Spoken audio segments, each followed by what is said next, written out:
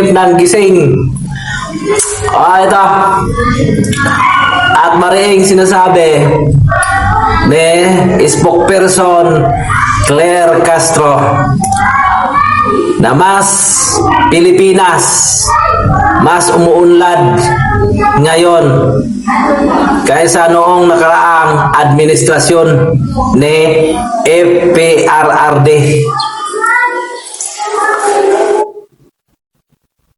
Palakpakan kain sukatae mga loyalista.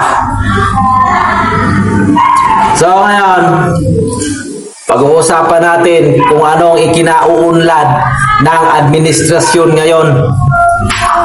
Una, umuunlad ang kriminalidad at ang mga kriminal ay ginagawang santo. Ang mga kriminal ay ginagawaran. Ang mga kriminal ay protektado ng human rights at ang mga kriminal ang inaangat ang kredibilidad sa mga congressman. Pangalawa, ang mga adik at mga droga sa buong Pilipinas ay nagsilabasa na at wala ng katapusan. Talamak pa sa lahat ng talamak. Kahit saan sulok sa buong Pilipinas. Pangatlo, AJK, ambos dito mga pulis, pinagpapatay lahat ng mga krimen, rape o ano pang mga hold up na nagaganap. Kahit saan sulok na babalitaan natin na ang lahat ng mga terorista at terorismo ay gumagalaw na naman at nag-aasik ng lagim. At ang lima, lahat ng bilihin ay nagsitaasan at sobrang mahal, lalong-lalo na ang petrolyong gasolina. Ang krisis ng Pilipinas ngayon ay to the max na highest level.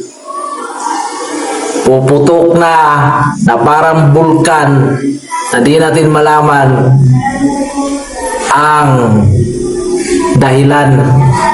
Nawala namang giyera sa Pilipinas pero tayo pa mismo ang nagtataas ng presyo.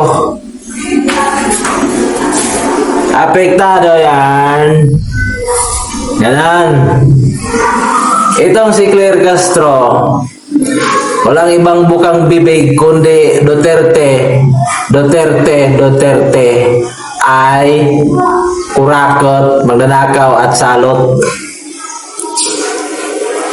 Wala na tayong magagawa kasi nagtalaga si BBM ng spokesperson na mas hudas pa sa kanya at balimbing. Ang lahat ng ganyang mga dita, mga datos ay puro mga fake news. Walang sariling datos na ikakasaya ng taong bayan sa Pilipinas dahil puro kasinungalingan ang lahat ng lumalabas sa kanyang bunganga. Siya ngayon ay ginagawang King Koy o katatawa ng komedi sa Malacanang. Itong mga reporter, wala ring ibang magawa. Tatanong-tanongin mo, kahit anong itatanong mo, wala ka talagang makukuha konkretong sagot na tama. Puro kaubukan, nonsense at kasinungalingan. So, kung sinasabi mong umuunlad ang Pilipinas, yan ay pinakamalaking kasinungalingan na narinig ko sa buong buhay ko.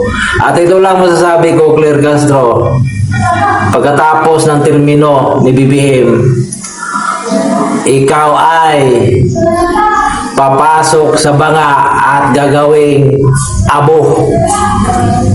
Dahil isa ka rin sa mananagot sa anomalyang pinagagawa ng amo mo. Isyo ngayon. Vote Sara for President. Siya lang ang nag-iisang presidenteng Bisaya na may dugong Muslim sa buong kasaysayan ng Pilipinas. At hindi siya madidiktahan at mababayaran dahil ang prinsipyo niya ay matigas pa sa bakal na kamao. Isyo ngayon.